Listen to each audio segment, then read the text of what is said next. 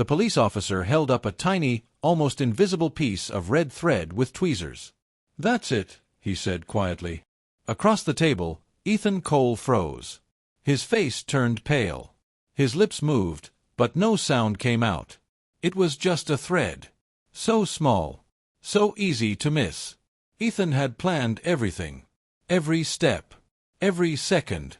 He had cleaned, erased, and covered every trace. He had walked away feeling proud, like he had beaten the world. But now, this one tiny mistake was staring right back at him. The officer leaned closer. "You thought you got away," he said. "Didn't you?" Ethan swallowed hard.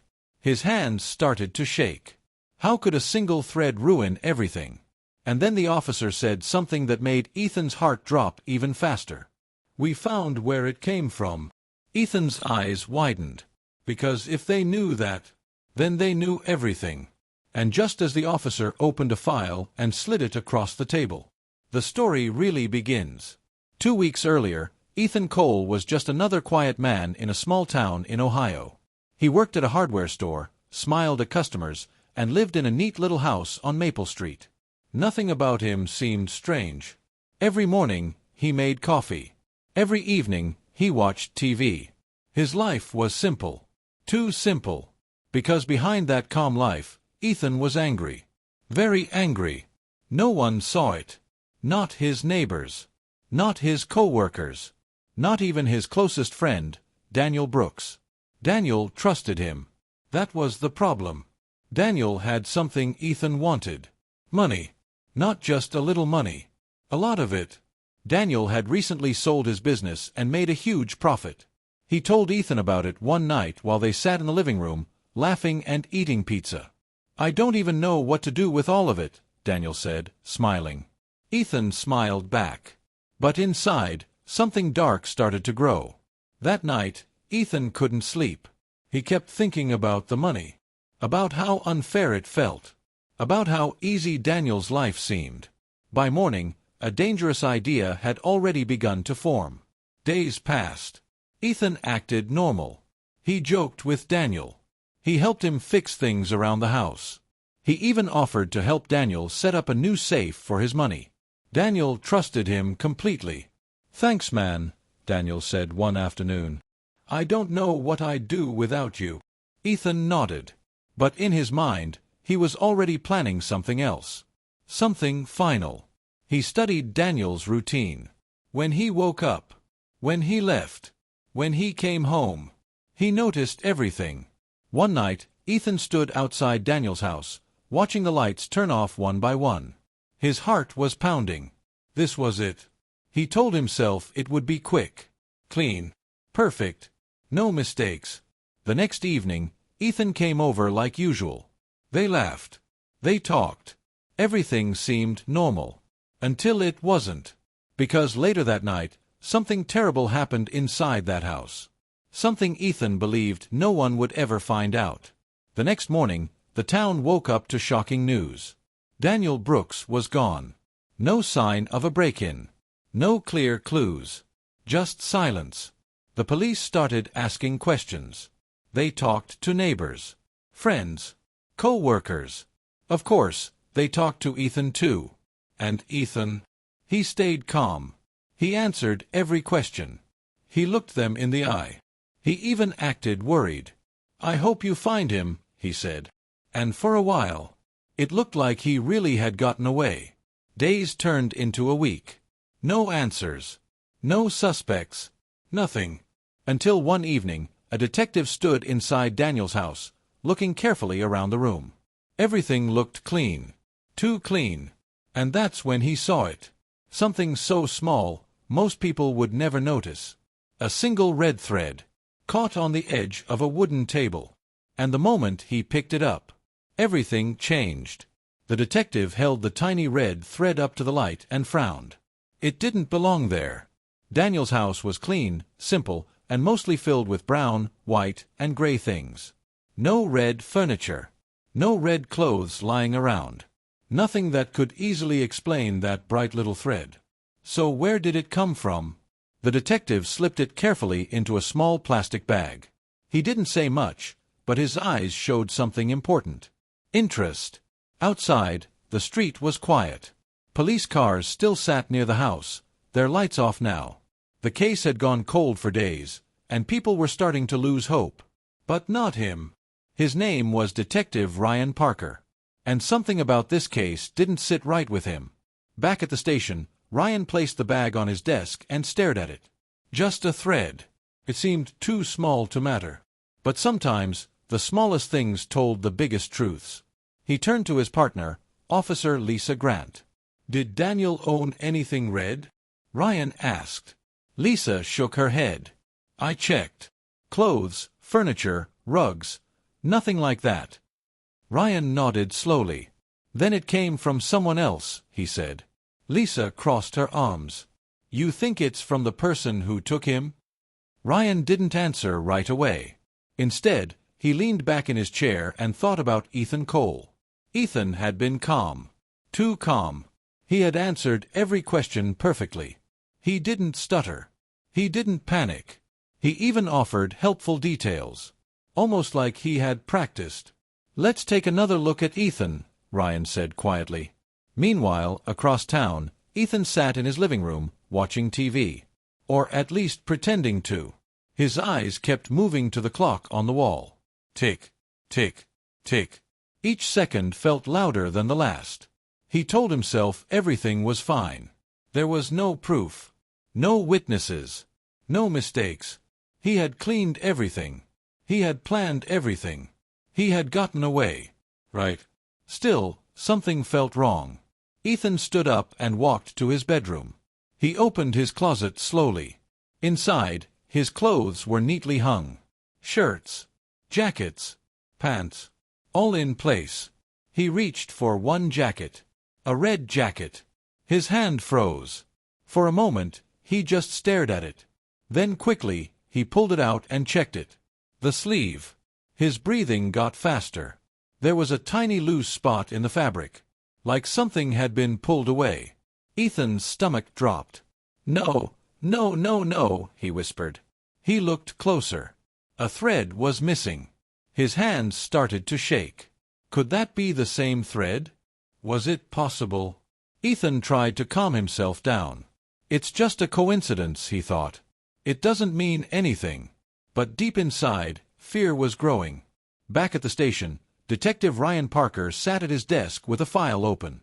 Photos of Daniel's house. Notes from interviews.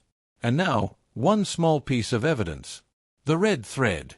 Ryan tapped his finger on the table. "Let's visit Ethan again," he said. Lisa raised an eyebrow. "You really think it's him?" Ryan stood up. "I don't know yet. But I think he knows more than he's saying." That evening, there was a knock on Ethan's door. Ethan froze. For a second, he couldn't move. The knock came again. Louder this time. "Mr. Cole?" "Police." Ethan took a deep breath and forced himself to walk to the door. When he opened it, Detective Ryan Parker stood there, calm and focused. "Evening, Ethan," Ryan said. "Mind if we come in?" Ethan tried to smile. "Of course," he said. But his voice wasn't steady anymore. They sat down in the living room. Ryan looked around slowly, taking in every detail. Then he reached into his pocket. Ethan's eyes followed the movement. Ryan placed a small plastic bag on the table. Inside it was the red thread. Ethan felt his chest tighten. "Found this at Daniel's house," Ryan said. Silence filled the room. Ethan forced a laugh. "Okay. And?" Ryan leaned forward slightly. "It doesn't belong there," he said. Ethan shrugged, trying to act relaxed. "It's just a thread. Could be from anywhere." Ryan nodded. "You're right," he said calmly. "It could be." For a moment, it seemed like the tension might fade. Like maybe Ethan had said the right thing. But then Ryan added something that made Ethan's blood run cold. "So we're going to check every place it could have come from." Ethan didn't move. Didn't blink. Didn't breathe. And just as Ryan's eyes locked onto the hallway leading to Ethan's bedroom, he stood up. Ethan's heart slammed against his chest as Detective Ryan Parker stood up. The room suddenly felt smaller. Too small. Ryan took one slow step toward the hallway. "Mind if I take a quick look around?" he asked. His voice was calm, almost friendly. But Ethan knew better. This was not a simple visit anymore. Ethan forced a smile, though it didn't feel real. Sure. Go ahead." Officer Lisa Grant stayed in the living room, watching Ethan closely. Ethan could feel her eyes on him, watching every move, every breath. Ryan walked down the hallway, slow and careful. He wasn't rushing. He didn't need to. People made mistakes when they felt pressure. And Ethan was starting to crack. Inside the bedroom, Ryan looked around. Everything seemed neat. The bed was made. The floor was clean. The closet doors were closed. Too neat. Ryan stepped closer to the closet. Back in the living room, Ethan clenched his hands together. "Don't open it. Please don't open it." His thoughts raced faster and faster. Lisa noticed. "You okay?" she asked. Ethan nodded quickly. "Yeah, just tired." Lisa didn't look convinced. Meanwhile, Ryan reached for the closet door. He paused for just a second. Then he pulled it open. Inside, clothes hung in perfect order. Shirts, jackets, pants. Ryan's eyes moved slowly across them. Then they stopped. There it was. A red jacket. Ryan stepped closer and gently touched the sleeve. His fingers brushed over the fabric. Then he saw it. A tiny loose spot. Right where a thread could have been pulled out. Ryan didn't say anything at first. He just stared at it. Then he carefully took a photo with his phone. Back in the living room, Ethan couldn't sit still anymore. His leg bounced up and down. His breathing got faster. Lisa leaned forward slightly. "You sure you're all right?" Ethan opened his mouth to answer. But before he could speak, Ryan walked back into the room. He looked calm. Too calm. Ethan knew that look. It wasn't good. Ryan sat down slowly and placed his phone on the table. He turned the screen toward Ethan. The photo of the red jacket filled the screen. Ethan felt like the air had been sucked out of the room. "You own a red jacket," Ryan said quietly. Ethan swallowed. "Yeah, so." Ryan tapped the screen. "There's a loose spot on the sleeve," he said. "Like a thread was pulled out." Ethan forced a shrug. "Clothes get damaged all the time."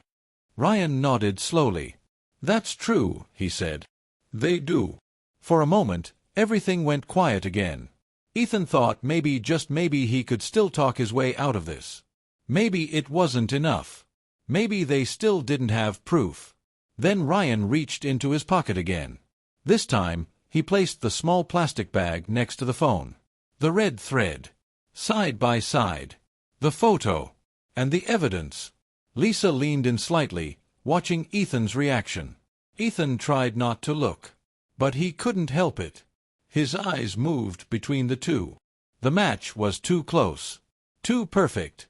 His hands began to shake again. Ryan noticed.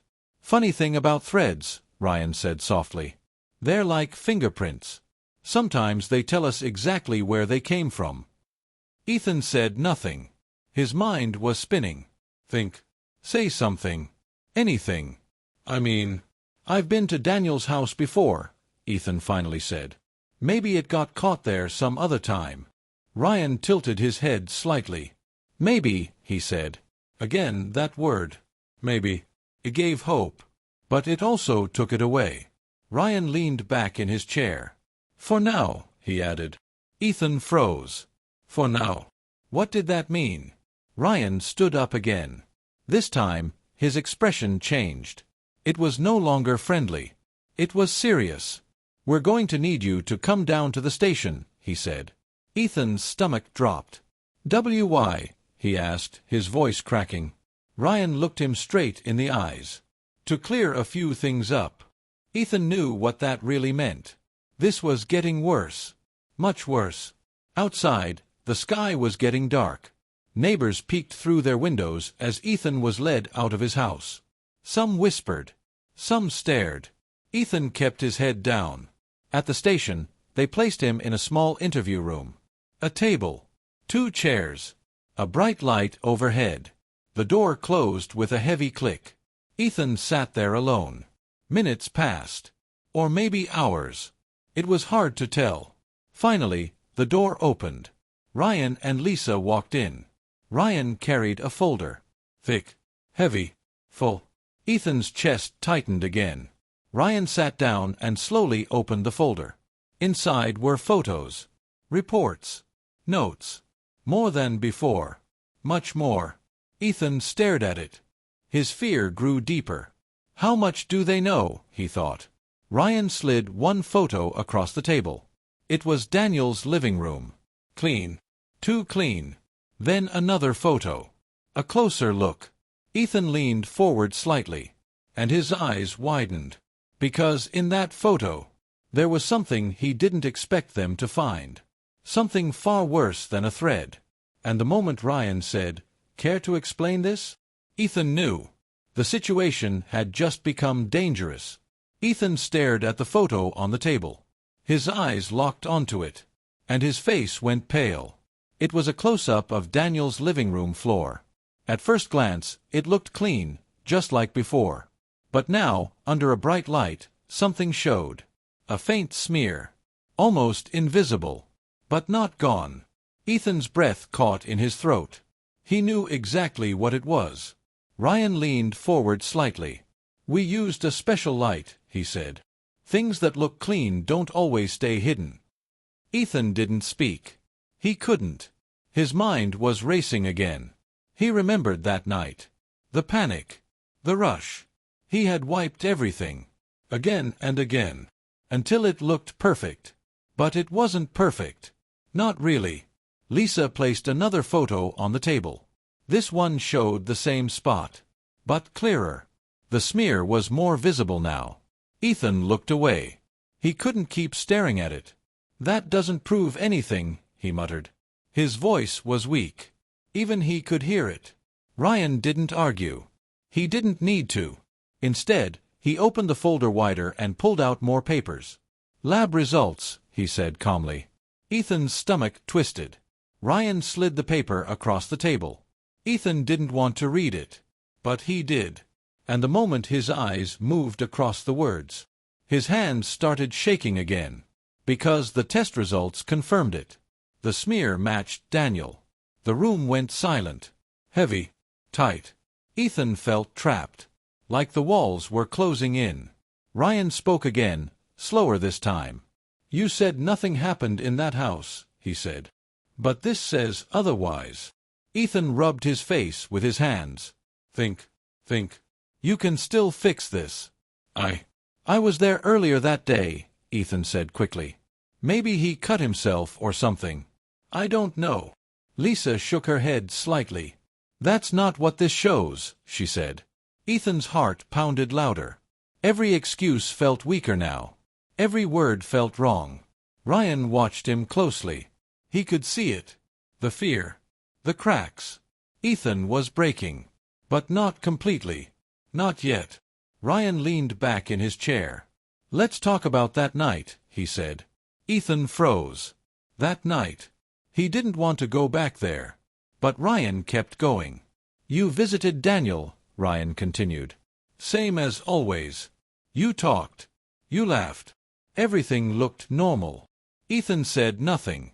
"Because it was true." "All your neighbors say the same thing," Ryan added. "Nothing strange. Until later." Ethan's chest tightened again. Ryan placed one more photo on the table. This one showed the outside of Daniel's house. A dark street. Quiet. Still. "And then," Ryan said, "something changed." Ethan clenched his fists under the table. He could feel sweat on his skin. Cold. Uncomfortable. Lisa spoke next. "We also checked phone records," she said. Ethan's head snapped up. "Phone records?" Lisa nodded. "You told us you went home early that night." Ethan's mouth went dry. "I did," he said quickly. Ryan tilted his head. "Not exactly," he replied. Ethan's heart skipped.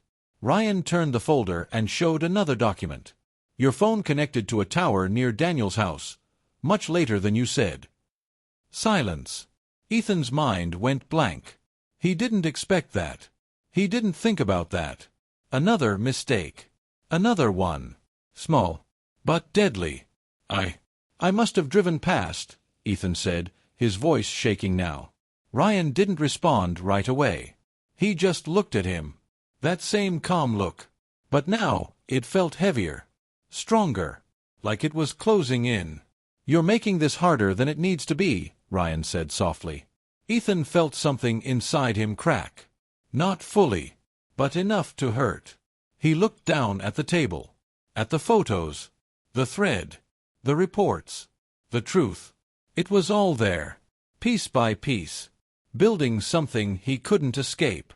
But still, he wasn't ready to give up. Not yet. I didn't do anything, Ethan whispered. Ryan sighed quietly. Then he closed the folder. Slowly. Carefully. All right, he said. Ethan looked up. For a second, hope flickered again. Maybe this was over. Maybe they didn't have enough. Maybe. Then you won't mind if we take one more step, Ryan added. Ethan's hope disappeared instantly. What step? He asked. Ryan stood up. Lisa stood too. Ryan looked down at him, serious now. We're going back to your house, he said. Ethan's stomach dropped hard. Back to his house. Why? He had cleaned everything. He was sure of it. He had checked. Twice. 3 times. There was nothing left. Nothing. Right. Ryan continued, his voice firm. We're going to take a closer look. Ethan's heart began to race faster than ever. Because suddenly, he remembered something. Something small. Something he had pushed out of his mind. Something he thought didn't matter. But now, it mattered. A lot. And as the officers moved toward the door, Ethan realized, too late, there might be one more mistake waiting for them to find. The police car stopped in front of Ethan's house. The same quiet street. The same neat little place. But now, everything felt different. Ethan stepped out slowly, his legs weak. Detective Ryan Parker walked beside him, calm and steady. Officer Lisa Grant followed close behind. Let's go, Ryan said. Ethan nodded, but his chest felt tight. As they walked to the front door, his mind raced. Maybe it's nothing. Maybe they won't find it. Maybe I'm overthinking. But deep down, he knew. Inside the house, everything looked the same. Clean. Perfect. Just like before. Ryan stepped in and looked around, taking his time. Lisa moved toward the kitchen. Ethan stood still. Watching. Waiting. Hoping. Ryan turned back to him. We'll be quick, he said. Ethan forced a nod. Minutes passed. Every second felt like forever. Lisa checked drawers. Cabinets. Shelves. Nothing. Ryan walked into the living room. Still nothing. Ethan felt a small bit of hope return. Maybe he really had cleaned everything. Maybe there was nothing left to find. Ryan then moved down the hallway. Toward the bedroom. Ethan's stomach dropped again. The bedroom. That was where he changed. Where he thought he fixed everything. Ryan stepped inside. His eyes moved slowly across the room. The bed. The dresser. The closet. Then, he kept walking. Past the closet. Toward the corner of the room. There was a small laundry basket. Half full. Ethan's heart stopped. No. No, no, no. He had forgotten about it. Ryan looked down into the basket. Clothes. Normal. Nothing special. Until he picked up one item. A pair of dark gloves. Ethan felt the world spin. Ryan held the gloves up. There was a faint stain on them. Very faint. Almost invisible. But not gone. Lisa stepped closer. Bag it, she said. Ethan shook his head quickly. Those are old, I use them for cleaning. Ryan didn't argue. He didn't need to. He placed the gloves into an evidence bag. Then he turned to Ethan. That's okay, Ryan said calmly. We'll let the lab decide. Ethan's last bit of hope disappeared. At the station, everything moved fast. Too fast. Tests were done. Reports came back. And the results were clear. The stain on the gloves matched Daniel.